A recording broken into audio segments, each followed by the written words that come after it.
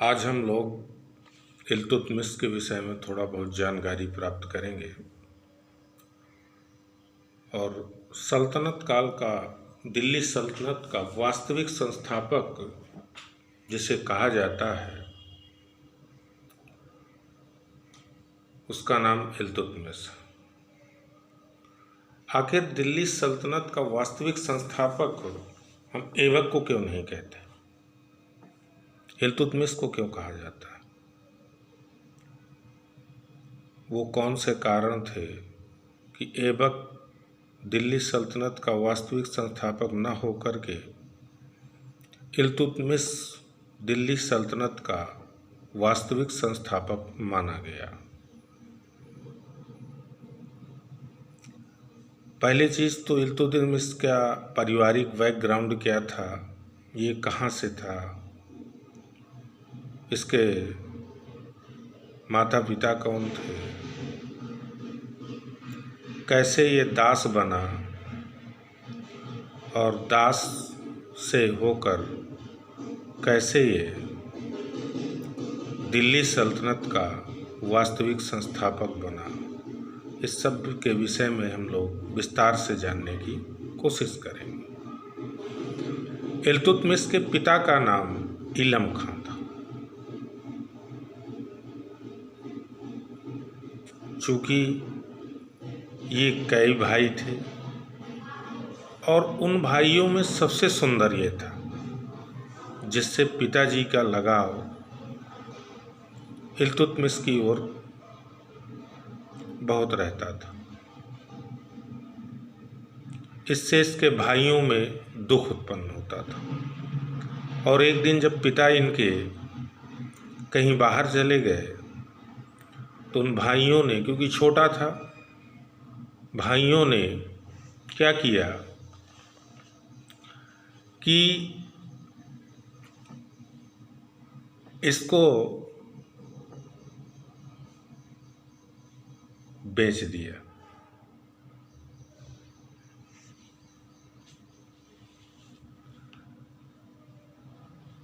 और बेचने के बाद चले आए। चूँकि ये बहुत सुंदर था तो बुखारा के बाज़ार में ले जाया गया और वहाँ पर दासों की जो मंडी थी वहाँ पर इसको खड़ा किया गया। इसकी बोली बहुत अधिक थी, कीमत बहुत अधिक थी, जिसके कारण इसको जल्दी कोई खरीद नहीं पाया। गोरी की नज़र जब इस पर पड़ी तो गोरी खरीदना चाह रहा था, लेकिन कीमत बहुत थी। जब गोरी नहीं खरीद पाया तो गोरी ने इसको बुखारा में बेचने खरीदने पर प्रतिबंध लगा दिया कि इसको कोई ना खरीद सकता है और ना कोई बेच सकता है। इन स्थितियों में बुखारा में अब उसको कोई खरीद भी नहीं सकता था, ना बेच सकता था। वहीं पर ऐबक की नज़र पड़ती है और चूंकि स्वामी ने इसे प्रतिबंधित कर दिया था, चूंकि ऐबक स्वयं गोरी का दास था, तो उसने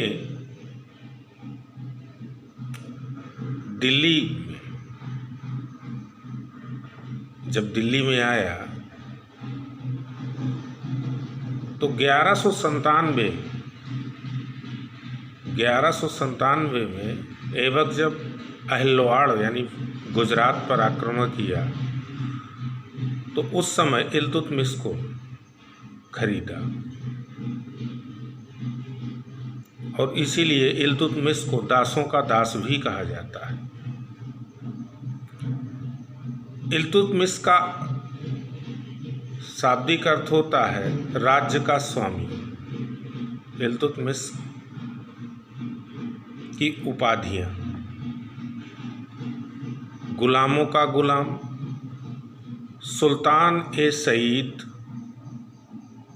अमीर ए मोमिन। ये उपाधि खलीफा द्वारा दिया गया था। मकबरों का पितामह, अब आते हैं ऐबक की मृत्यु के बाद या ऐबक ने इसको बदायूं का सूबेदार नियुक्त किया और अपनी लड़की की शादी इल्तुतमिश से किया।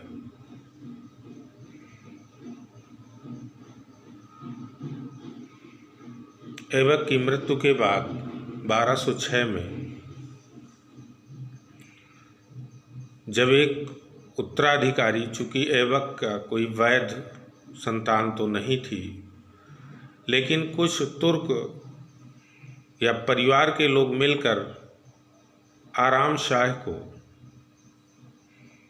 लाहौर में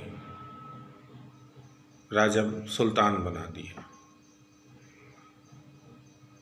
इन परिस्थितियों में चूँकि वो भी उत्तराधिकारी था, क्योंकि दामाद था, तो इन स्थितियों में जब उसको दिल्ली के तुर्कों ने आमंत्रित किया तो दिल्ली आया और दिल्ली में उसका राजतिलक हो गया। अब राजतिलक तो हो गया, लेकिन समस्या अब उसके सामने तो ये थी कि एक लाहौर में शासन कर रहा था और एक दिल्ली में। इन स्थितियों से निपटने के लिए उसने आराम शाह को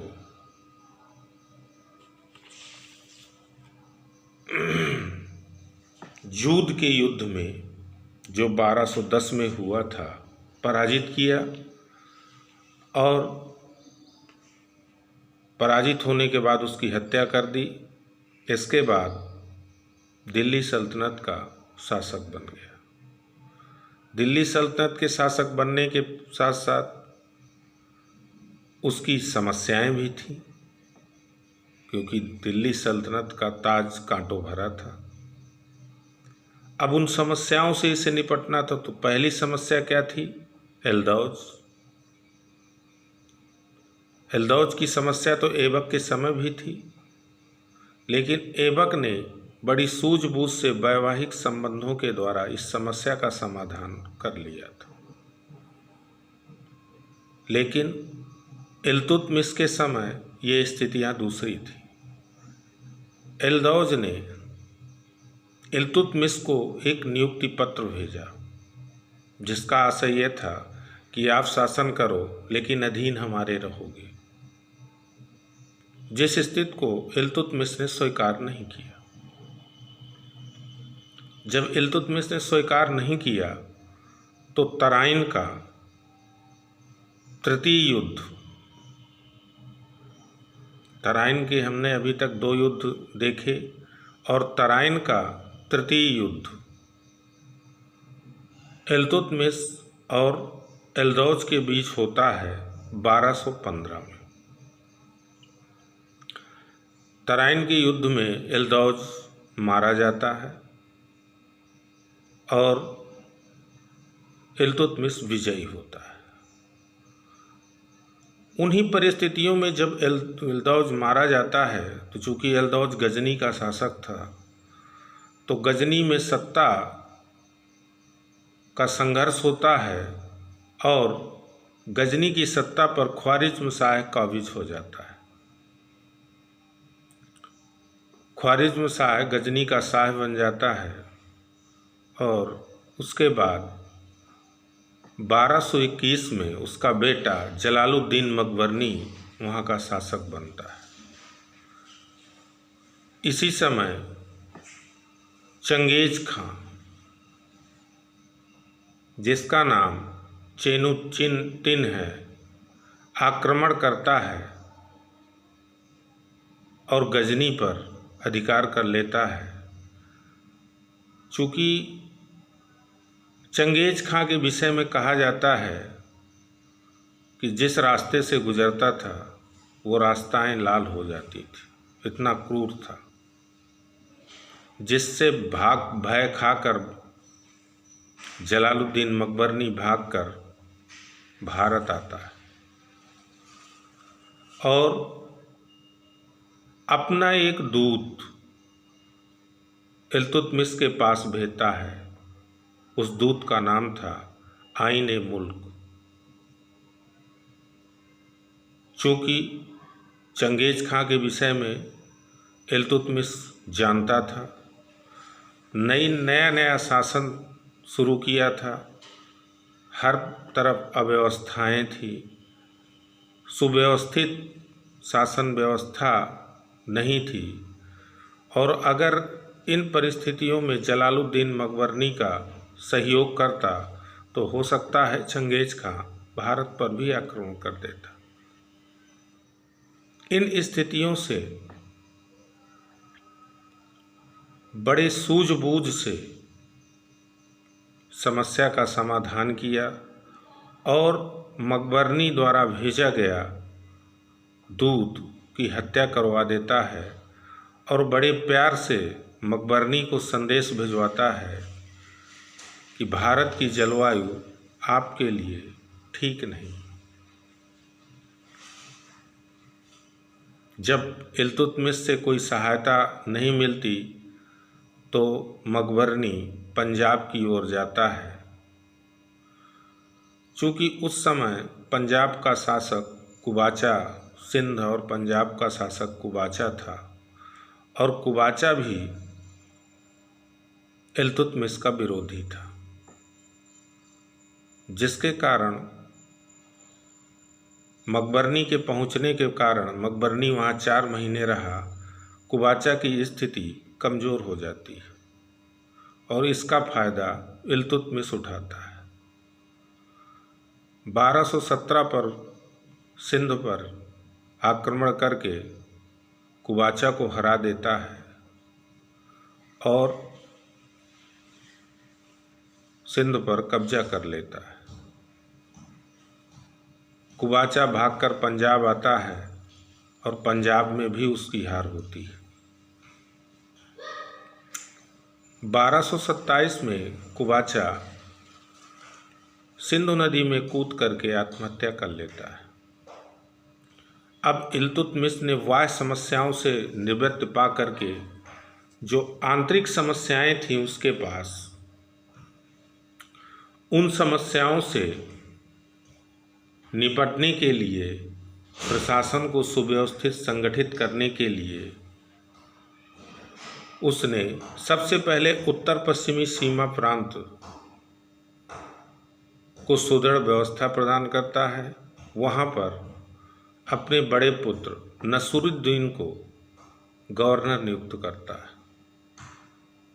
क्योंकि उत्तर पश्चिमी सीमा प्रांत सबसे ज़्यादा विवादित और कमज़ोर कड़ी भारत के लिए रहा है।